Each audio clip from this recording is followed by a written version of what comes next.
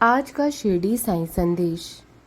अगर आपको खुद की मुश्किलें एक चट्टान जितनी बड़ी दिख रही हैं ना, तो ये कभी मत भूलना कि वो ईश्वर जिसने तुम्हें जन्म दिया है, वो परमात्मा जो तुम्हें इस धरती पर लेकर आए हैं, उनकी कृपा एक समुद्र जितनी विशाल है। सिर्फ अपनी एक हार से तुम क्यों हार मान बैठे हो?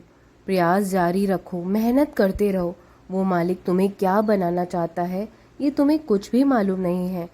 तुम पीछे बिल्कुल मत हटना, वो बंद दरवाज़ों से भी रास्ता बना देगा। तुम बस हार मत मानना, रात है तो सवेरा भी ज़रूर होगा। ये समय जो है वो परिवर्तनशील है। आज बुरा वक्त देख रहे हो तो कल अच्छा वक्त भी ज़रूर देखोगे। मेहनत और अपने मालिक पर हमेशा भरोसा रखो, लेकिन मेहनत तो तुम्हें ही करनी पड़ेगी। मैं देख रहा हूँ कि तुम कुछ दिनों से परेशान हो। जिस काम के लिए इतनी मेहनत करते हो, पैसा लगाते हो, उसमें कामयाबी नहीं मिल पा रही है। और कुछ लोग हैं जो तुम्हारी इस बात से निंदा करनी शुरू कर देते हैं। जो आपके साथ गलत करता है वो गलत करता ही चला जाता है और वो सोचता है कि सामने वाले को कुछ पता नहीं चलता। ऐसा नहीं है, तुम्हें मालूम चलता है कि वो तुम्हारे साथ गलत कर रहे हैं, लेकिन तुम अपने संस्कारों और अपने जो तुम आध्यात्मिक रास्ते पर चल पड़े हो, इस कारण तुम चुप कर जाते हो। लेकिन तुम अंदर ही अंदर कहीं ना कहीं परेशान भी हो जाते हो। परेशान ना हुआ करो, दुखी मत हो। जो आज तुम्हारी निंदा कर रहे हैं वो शीघ्र ही तुम्हारी प्रशंसा भी करेंगे जब एक बार तुम कामयाब हो जाओगे। इसलिए मेहनत करने से कभी भी पीछे मत हटना। निरंतर तुम्हारा प्रयास चलता रहना चाहिए।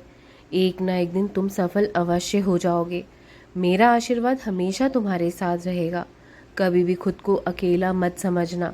कोई तुम्हारा साथ दे या ना दे इस जीवन के दौर में, जहाँ तुम मुश्किल घड़ी देख रहे हो, मुश्किल समस्याएं तुम पर आन पड़ी है और अपनों ने ही तुमसे पीछा छुड़ा लिया है। मैं सब जानता हूँ, लेकिन इसमें कहीं ना कहीं गलती तुम्हारी ही है। तुमने उम्मीद लोगों से क्यों लगा रखी है? उम्मीद लगानी है तो ईश्वर से लगाओ, मुझसे लगाओ। मैं तुम्हारी उम्मीद कभी नहीं तोड़ूंगा और तुम्हें जीवन में हमेशा मार्गदर्शन कराता चला जाऊंगा। तुम बस अपने ऊपर भरोसा रखो, अपनी मेहनत पर, अपनी लगन पर। दिन रात मेहनत करोगे, सफलता अवश्य मिल जाएगी। तुम्हें ऐसा क्यों लगता है कि मैं तुमसे नाराज़ हूँ?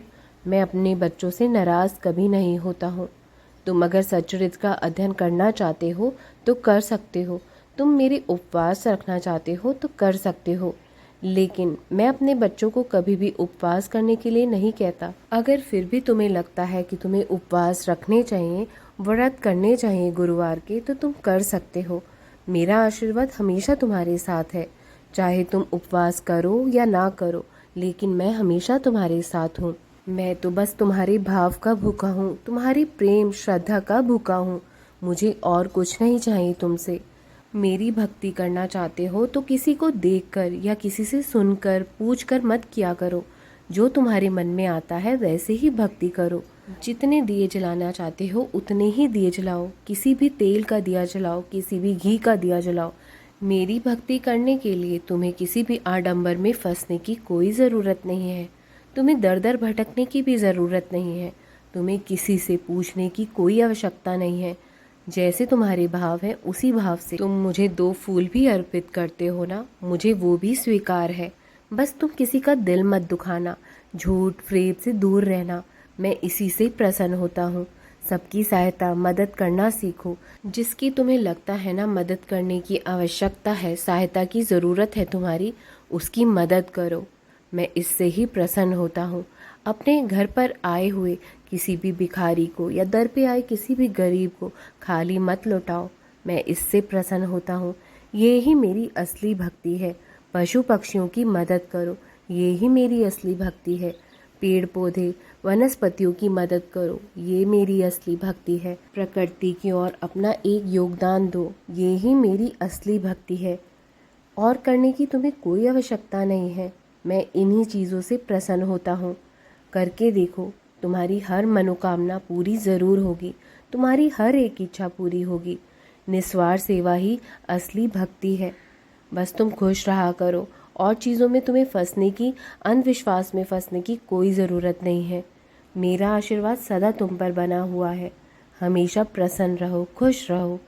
राम कृष्ण हरि, राम कृष्ण हरि, राम कृष्ण हरि।